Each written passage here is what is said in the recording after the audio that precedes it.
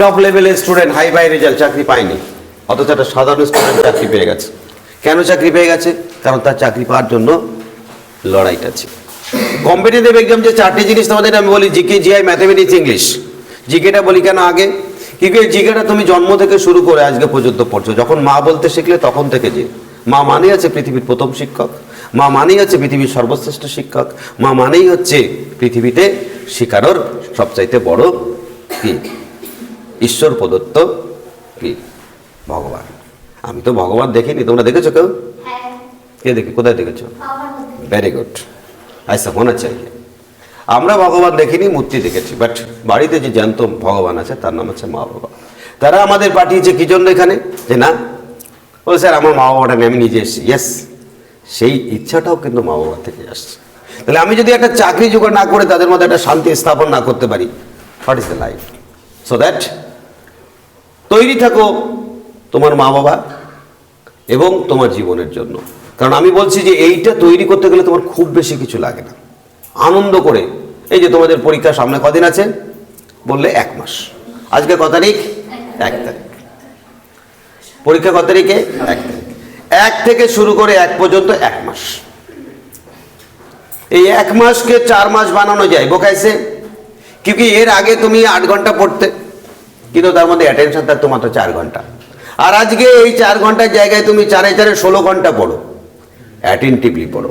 16 ঘন্টা পড়ো, কিভাবে পড়বে? অ্যাটেন্টিভলি পড়বে। আর অ্যাটেন্টিভলি তুমি যদি 16 ঘন্টা পড়তে পারো তো কে 4 হয়ে গেল 16, 4কে যদি 4 গুণ করি 16 হলো, তাহলে মাসকে যদি গেলে 4 মাস। এই 4 মাসের মধ্যে যে কোনো কিছু করা যায়, যে কোনো কিছু করা যায়। আমার সেই সময় এখনো মনে হচ্ছে ডব্লিউবিসিএস আমি পিলি পেয়ে গেলাম আকস্মিকভাবে, সামনে মাত্র 27 দিন। বোকে একারে 27 দিন কি করলাম? সূর্যের মুখ, একটা প্রতিজ্ঞা করলাম যে আজ থেকে সূর্যের মুখ দেখিব না। ব্যাস, প্রতিজ্ঞা কমপ্লিট। ঘরে ঢুকে গেলাম, ভাইকে বললাম তুই খাবার দিবি, দরজা খুলে কোন সময় দিবি এমনভাবে দিবি যাতে সূর্যের মুখ না দেখতে পারি। ব্যাস, ওই যে কনফাইন্ড হয়ে গেলাম, এক ধাক্কায় এ গ্রুপের ইন্টারভিউ। তাহলে মানুষ যদি চেষ্টা করে যে কোনো কিছু সম্ভব। এই আমার এখানে এসে একটা বিলো লেভেলের স্টুডেন্ট যে জানে না রাষ্ট্রপতির নাম কি, সে পরবর্তীকালে বড় অফিসার হয়েছে। আবার যে হাই ফাই মেরিটের স্টুডেন্ট ইঞ্জিনিয়ারিং ডবল কমপ্লিট করে এসছে, সে এখন what is the difference between two? That is the attention. যাই হোক, তোমাদের আর বলার কিছু নেই, পড়া দেওয়া আছে। এত ভালো কথা বলার পর যদি দেখা যাচ্ছে জিজ্ঞাসা করলাম উত্তর দিতে পারলে না, পড়া যা দেওয়া থাকবে বাড়িতে রেডি করেই আসবে কিন্তু। কারণ 16টি ঘন্টা প্রতিদিন মানে 4টি করে ব্যাপার না। আর এই 16টি ঘন্টা তুমি কারো কাছ থেকে ধার করে আনোনি। তুমি যে 24টি ঘন্টা পাও, এই কার টাইম? কার? বলে বাড়ির পাশে আমার রঘুদার কাছ থেকে ধার করে নিয়ে এসছি। ওটা তো তোমার, এই 24টি ঘন্টা তোমারই তো। বলে না, ওর মধ্যে আবার মাঝে মাঝে এটা সেটা করতে হয়। এটা সেটা মানে তো এই ফালতু জিনিসটা যে থাকা, ওটাকে তুমি লক করে দাও, লক করে চাবি ফেলে দাও গঙ্গার জলে।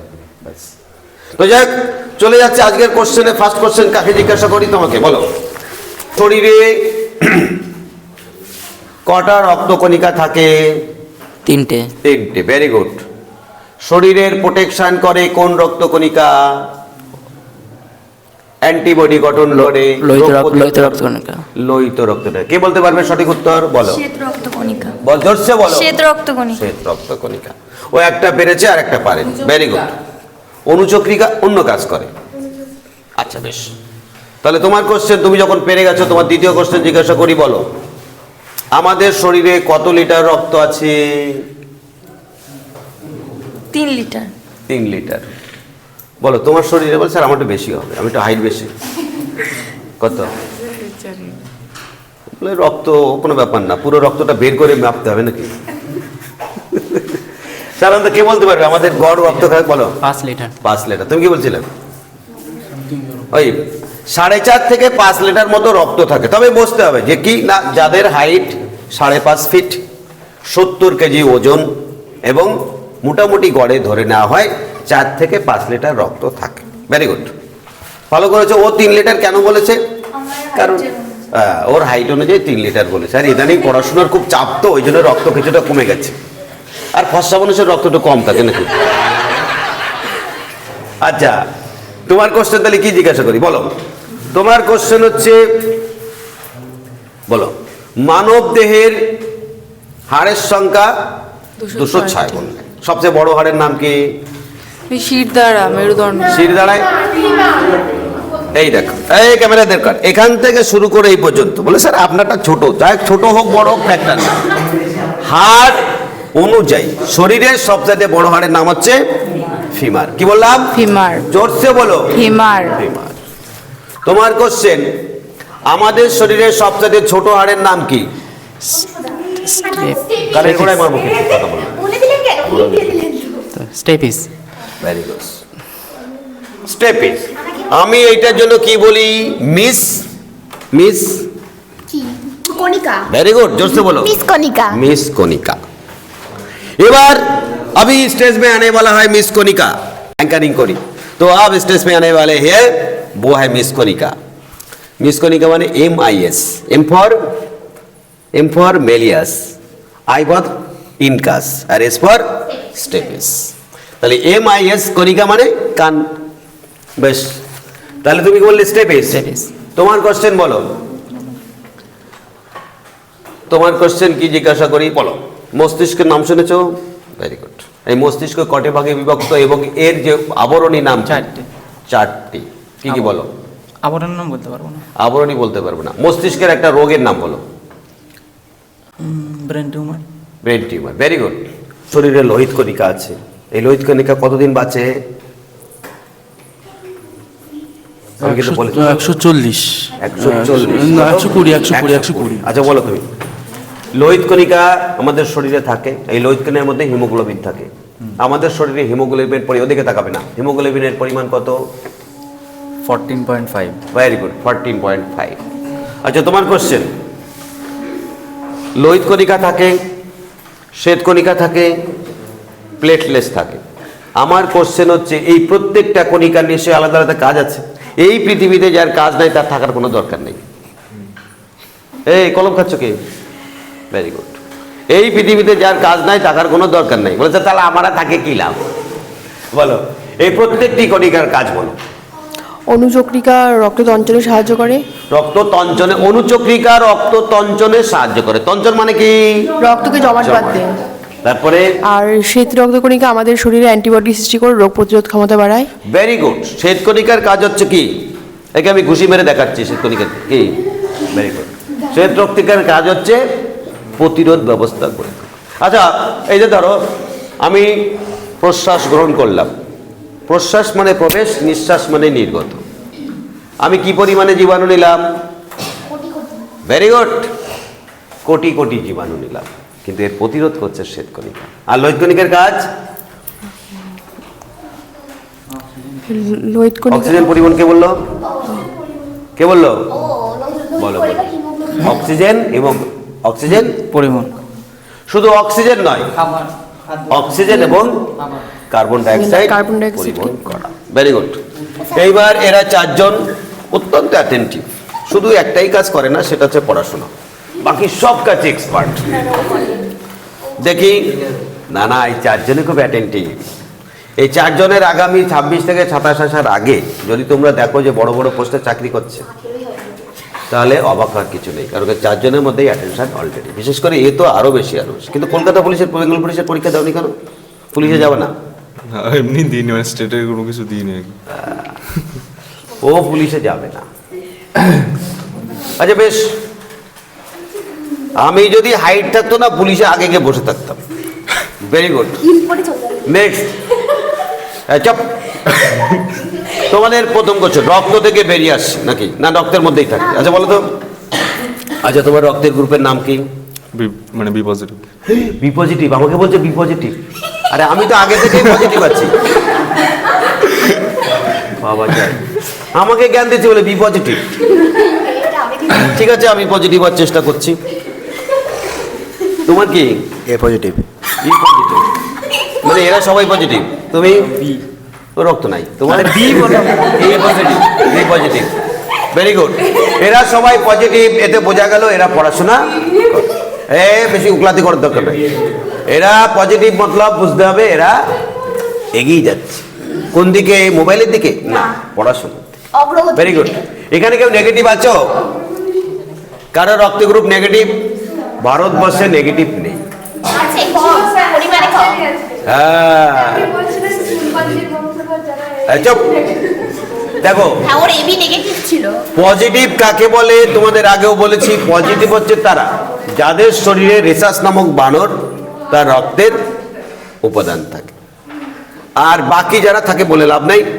আমাদের ভারতবর্ষে মোট প্রায় 80 থেকে 90% হচ্ছে পজিটিভ রক্ত। Very good. সমস্যাটা কোথায় হয় জানো? ধরো একটা মেয়ের বিয়ে হলো নেগেটিভ রক্ত সম্বলিত ছেলের সঙ্গে, দেখা গেল প্রথম সন্তান তাদের সঠিকভাবে হলো, কিন্তু দ্বিতীয় সন্তান হওয়ার সঙ্গে সঙ্গে যদি ওই বাচ্চা নেগেটিভ হয় তাহলে নেগেটিভ পজিটিভের ক্ষেত্রে রক্তের ক্ষেত্রে প্রবলেম হয়ে যায়, ফলে দ্বিতীয় বাচ্চা হওয়ার ক্ষেত্রে প্রবলেম এমনভাবে তৈরি হয় দ্বিতীয় বাচ্চা গর্ভে থাকা অবস্থায় নষ্ট হয়ে যেতে পারে। ফার্স্টটাতেও প্রবলেম হয়। কিন্তু অদ্ভুত ব্যাপার, এখন তারও মেডিসিন হয়ে গেছে। ঠিক আছে, এই যে সন্তান যখন গর্ভাবস্থায় থাকে খাবার কোথা থেকে পায়? বলে মিষ্টির দোকানে যায় না খাবার। মা যেটা খায় সেটা থেকে পুষ্টি দেয়। মা যেটা খায়, মা খায় তার মানে মা খাওয়ার সঙ্গে যখন হাত করে থাকে না মায়ের যেটা থাকে তার নাম হচ্ছে অ্যাম্বিলিক্যাল কর্ড, যাকে বলে অমরা। এই অমরা থেকে বাচ্চার নাভিতে কানেক্টেড থাকে। এই অ্যাম্বিলিক্যাল কর্ডের জায়গার মধ্য দিয়ে তার মধ্যে খাবার, এটাকে বলে অমরা। অমরা মতলব যেখানে আমরা অমরত্ব লাভ করি। এই অমরার মাধ্যমে বাচ্চার নাভির সঙ্গে কানেক্টেড থাকে, সেই জায়গাটায় খাবারটা যায়। এই অম্বিলিক্যাল কর্ডটা তৈরি হয় যে আমাদের জরায়ুটা থাকে, জরায়ুর গার্ত থেকে, সেই গার্ত থেকে মানুষ কানেক্টেড থাকে। বাস, অদ্ভুত ব্যাপার। এবং সেইটা আস্তে আস্তে, তোমাদের কোশ্চেন কি ছিল? রক্তের মধ্যেই থাকে নাকি? এখন পর্যন্ত করেননি। কোশ্চেন করিনি না? ব্লাড গ্রুপ জিজ্ঞাসা হচ্ছে। ব্লাড গ্রুপ জিজ্ঞাসা। আচ্ছা, এই যে এই ব্লাড গ্রুপের আবিষ্কারক কে? আচ্ছা, হাত তুলেছে ও। ব্লাড গ্রুপের আবিষ্কর্তা কে? হাত তুলেছে একজন, আমি মরে যাব। না স্যার করেন না। আচ্ছা বেশ, জোরসে বলো। Karl Landsteiner. Karl Landsteiner. বলো কি? Karl Landsteiner. তুমি আমাকে তাড়িয়ে দিচ্ছ কেন? Curl Landsteiner. ল্যান্ডস্টেইনার রক্তের বিভাগটা তৈরি করেছিলেন, তাই তো? আচ্ছা বেশ, তোমাদের দ্বিতীয় কোশ্চেন। রক্ত ছাড়া রক্তকে পরিস্থিত করে কি? আমাদের ফুসফুস, তাই তো? আচ্ছা, এই ফুসফুস থেকে রক্ত শরীরের মধ্যে যায় কোনটার মাধ্যমে, ফিরে আসে কোনটার মাধ্যমে? কে বলতে পারবে? ভেরি গুড, হাত তুলেছে, বাহ। ধমনির সাহায্যে ফিরে মানে আসে, মানে ফুসফুসের থেকে সারা শরীরে ছড়িয়ে পড়ে শিরার সাহায্যে ফিরে আসে। পরিষ্কার করে বলবো, মানে কোনটা বলছো আমি আর মাথায় বলছি। তুমি বলছো ধমনির সাহায্যে শরীরে যাচ্ছে আর শিরার সাহায্যে ফিরে আসছে। Very good. ধমনী, আমাদের শরীরে দুটো নালিকা রয়েছে, একটা ধমনী একটা শিরা। ধমনীর মাধ্যমে রক্ত শরীরে শরীরে বিভিন্ন জায়গায় ছড়িয়ে পড়ছে, আর শিরার মাধ্যমে ফিরে এসছে। তোমাদের ব্যাচের লাস্ট কোশ্চেন রক্ত সম্বন্ধে। Very good. রক্তের সার্বজনীন দাতা কাকে বলা হয়? আর এটা সোজা। কি? ও পজিটিভ। ও বলছে ও পজিটিভ, তুমি? ও পজিটিভ। কি? ও পজিটিভ। আরে বাবা, ও পজিটিভ বলেই যে হবে তার তো মানে নেই। ও গ্রুপকে রক্তের সার্বজনীন দাতা বলা হয় ওকে। ওকে বলা হয়, নেগেটিভটা তো দিতে পারবে না। এই সার্বজনীন দাতা বলা হয় ওকে। কাকে? ওকে। কাকে বলা হয়? ওকে। ব্যাস হয়ে গেলে বোঝো। যে কোনো কাউকে দেখিয়ে দেওয়া হয়ে যায়। ও যে আপনাকে। চুপ, আমাকে দেখাচ্ছে, আমি পড়াচ্ছি, আমাকে দেখানোর কি আছে? এবার বলো সার্বজনীন গ্রহিতা কাকে বলে? আমি বলবো। বলো। AB positive. এবি পজিটিভ হলো, এবার এবি নেগেটিভ দিতে আসলো, হবে? AB positive. এবি গ্রুপকে বলা হয়। নেগেটিভকে কি করে দেবে? নেগেটিভ। নেক্সট তোমাদের চলে আসো, তোমাদের কোশ্চেন করব। এই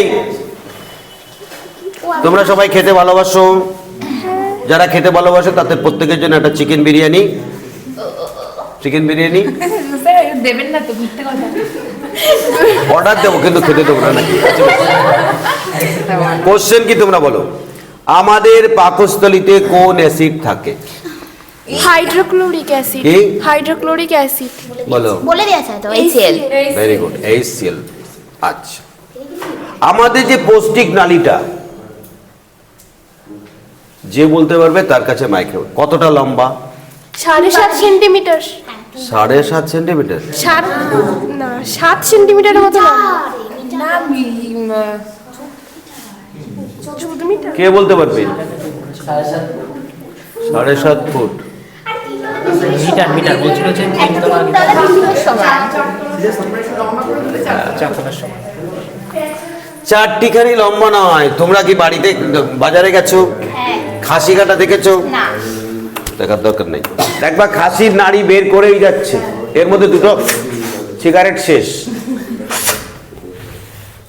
নাড়ি বের করে নাড়ি আর শেষ হচ্ছে না।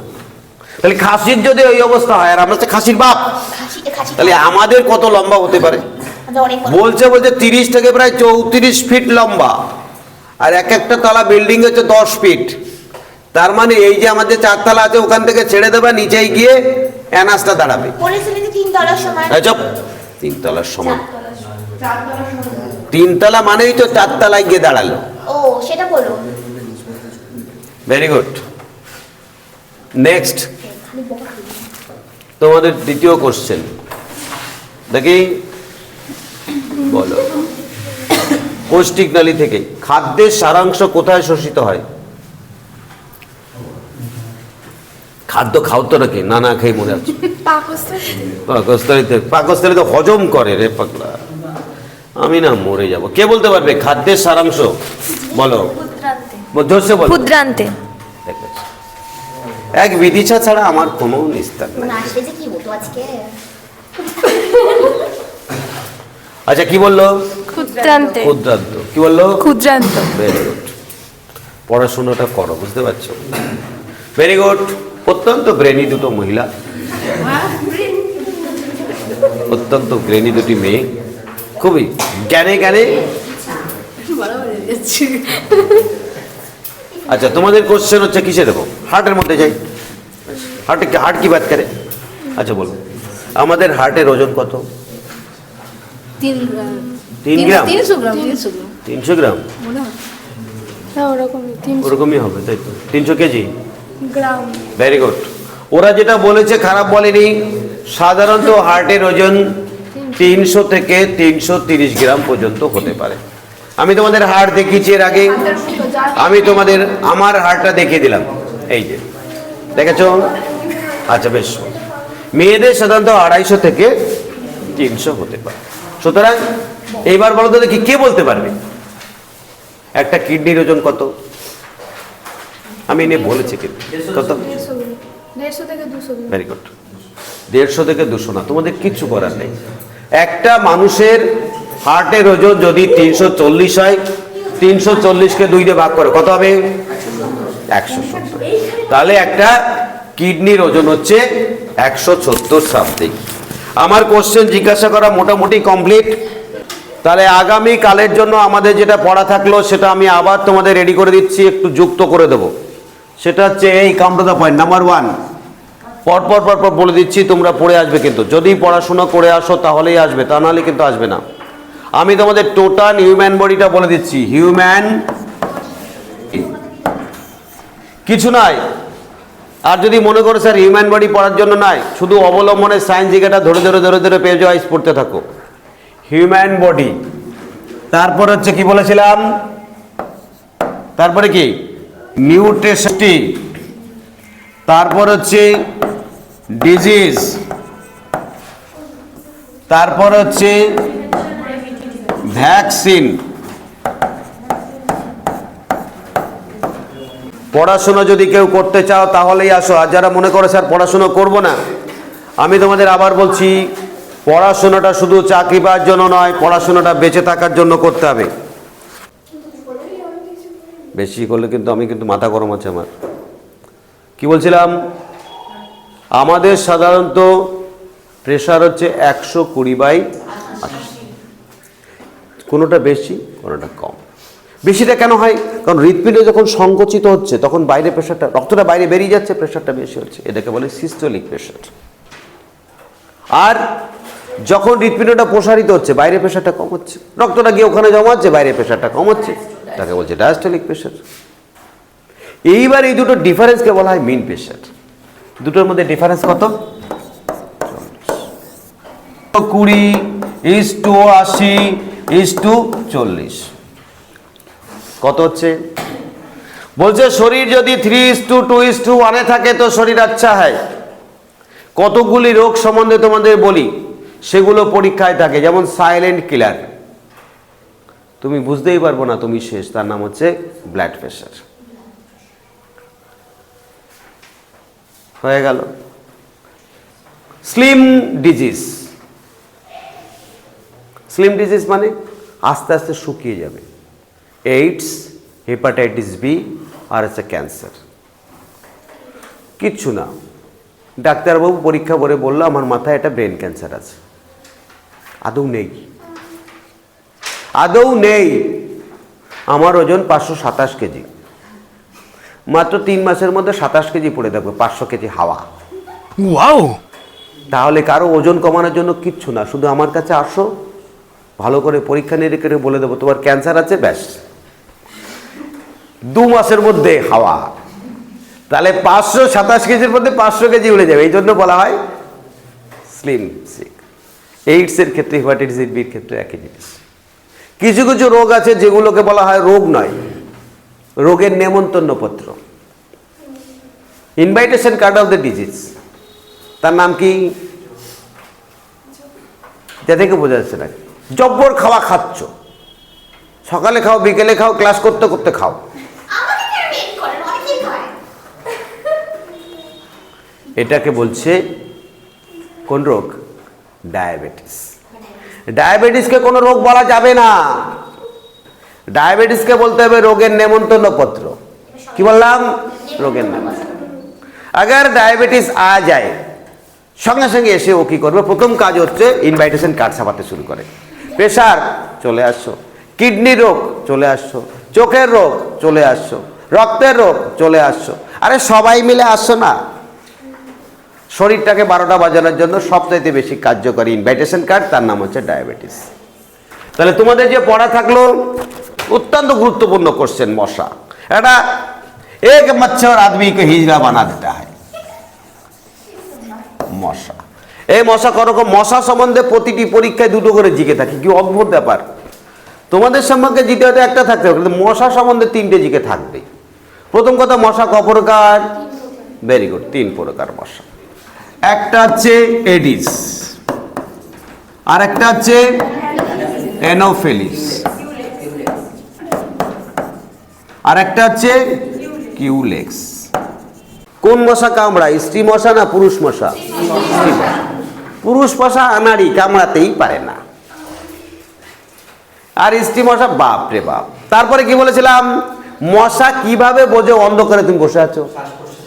ভেরি গুড, আমি বলেছি যে তুমি চুপচাপ শ্বাস প্রশ্বাস যদি বন্ধ করে থাকতে পারো কোনো চিন্তা নাই, কিন্তু তোমার শ্বাস প্রশ্বাস বন্ধ থাকলে তো 1 মিনিটের মধ্যে বলো হরি হরি বলবে।